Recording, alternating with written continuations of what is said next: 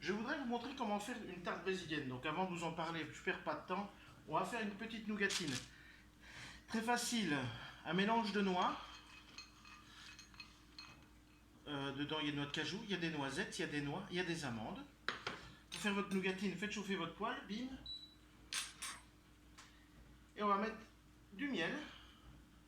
Moi perso, je travaille toujours avec le miel de Philippe Protin, qui est tip top, très parfumé. Ouais, j'ai mis deux belles cuillères. Allez, j'en remets une troisième. Je suis gourmand. Et vous voyez, comme ma poêle est chaude, ça caramélise tout de suite. Donc, d'abord, il va se détendre.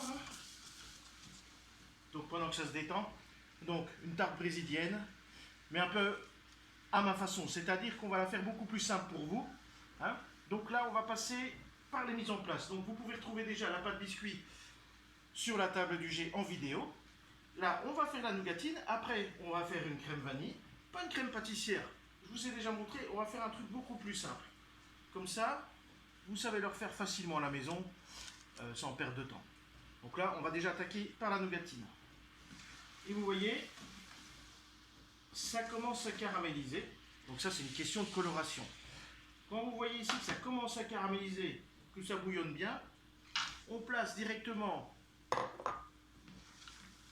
notre mélange dans le miel. Là, on remue bien, ouais, il n'y a même pas de cuillère en bois, rien du tout. J'ai préparé un papier sulfu à côté.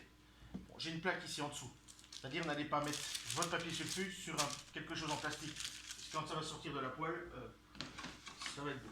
Et là, on fait revenir, toujours dans notre caramel de miel, notre mélange de noix. Là, on le laisse un petit peu colorer, on le surveille bien, pas que ça brûle. Donc là, je suis toujours à fond avec ma plaque. Je vois qu'il commence à bouger, à recolorer. Je les retourne bien pour qu'il y ait une petite torréfaction qui se fasse en même temps. On voit ici, regardez, les noix qui commencent à colorer. Là, on étale tout. Voilà, c'est ma machine à café qui se fait un petit nettoyage. Et ça se brouille.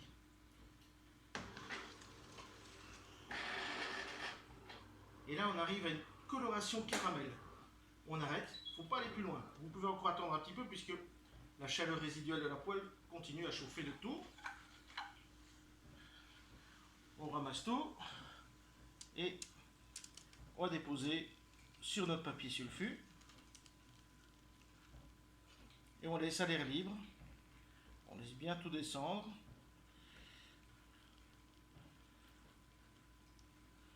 On laisse à l'air libre refroidir, tranquillou. Et c'est, je vais dire, la deuxième mise en place, puisque la première mise en place, c'est notre gâteau biscuit. Alors, pour faire la crème vanille, il vous faut 1 litre de lait. J'ai déjà commencé à mettre chauffer ici une partie. L'autre partie, je mets dans 50 g de pudding vanille, un pudding vanille. Voilà. Alors, ce pudding vanille, bien sûr, il faut bien le délayer avec le lait qu'on vient de mettre. Elle est bien dans le fond. Hein.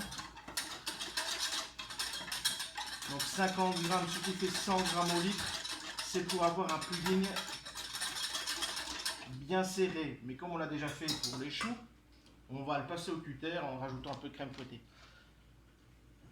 50 g de sucre avec un petit sachet de sucre vanille pour bien parfumer. Ça, directement. On fait chauffer à donf. Vous prévoyez un plat pour débarrasser votre pudding et du papier film pour coller directement sur le pudding. Pour pas qu'il y ait une formation de croûte pendant que ça se refroidit. Et allez, je l'échauffe. Vous voyez, j'ai peut-être pris une casserole un peu haute. Pourquoi? Parce que le lait, si on le chauffe de trop, il se sauve. Et nettoyer un plan de travail où il y a plein de lait, ça me saoule. Donc ça, il n'y a pas de risque. Alors, vous attendez bien que le lait bout, ce qui est le cas. Et directement, notre pudding bien mélangé. Et là, on y va. Un bouillon, on éteint. Donc il faut bien laisser bouillir. Hein. J'ai laissé 2-3 beaux bouillons. Directement dans notre plat.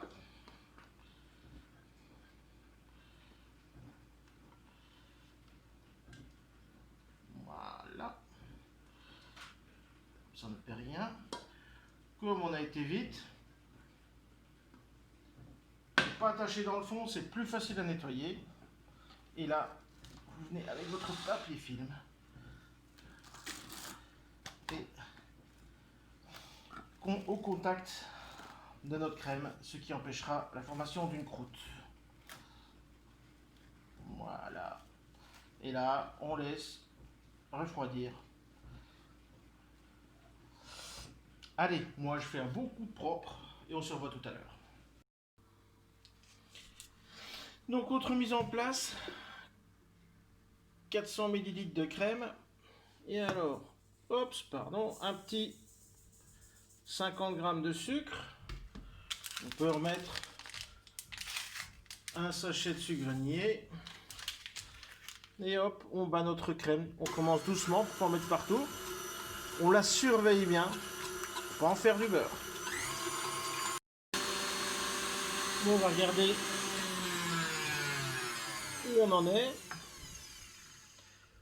On est plutôt pas trop mal. On va encore la battre 2 minutes qu'elle soit bien ferme. Vous pouvez mettre un petit peu de graines de vanille. C'est une bonne alternative pour la beauté de la vanille, point de vue prix. Parce que ça vaudra jamais un bâton de vanille. Mais pour l'instant, ils sont très très chers les bâtons de vanille. Allez, on achève ça.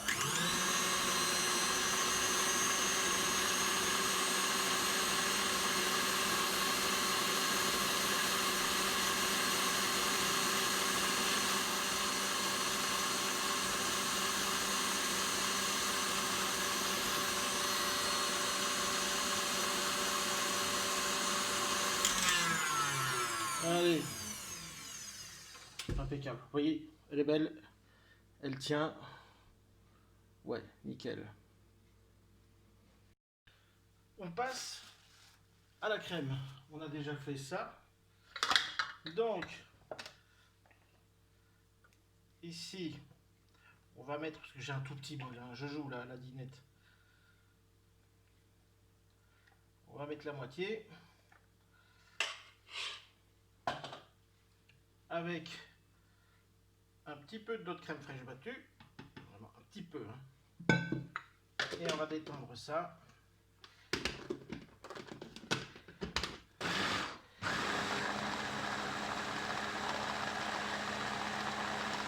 Ici, c'est pour la rendre plus lisse. Tout simplement. Pour avoir vraiment un bon produit bien lisse. Ce qui est déjà le cas. On peut aussi ici rajouter un peu de nos grains de vanille. C'est vraiment pour l'œil. Hein, parce que franchement, ça amène un tout petit peu de goût de point barre.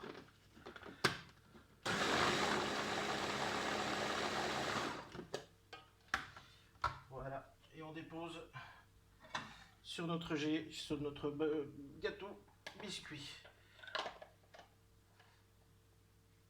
Bon. Je fais le reste et on place la crème fouettée. On place la crème fouettée dans la poche à douille avec une douille unie parce que je vais le faire comme ça. Maintenant, c'est à vous de voir ce que vous voulez faire. Je vais vous montrer une décoration simple, jolie. Donc on retrousse bien la poche. Et on va venir faire, voilà, des petits points, des petites boules.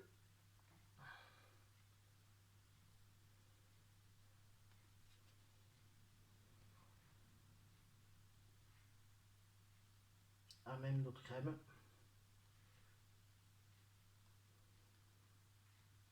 Et on va faire comme ça.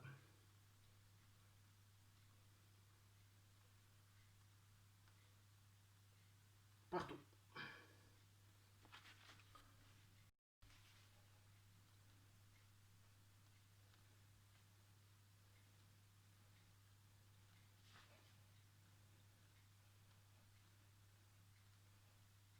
Et voilà. Des petits coussinets. 1 € au frais. Et on se retrouve pour finaliser la nougatine. On finalise la nougatine. Le petit bol mixeur. Notre nougatine. On la coupe déjà en 4, comme ça elle rentre plus facilement. C'est ça. On la met sur notre tarte et c'est fini.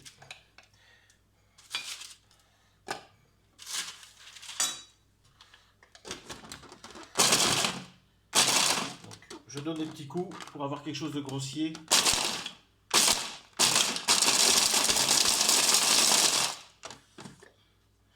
Voilà, encore un petit coup. Et je vais chercher. Voilà. Oh, c'est un peu grossier, mais j'aime bien. Au moins, ça sent super bon. Et on finalise notre petite brésilienne, qui est beaucoup plus goûteuse.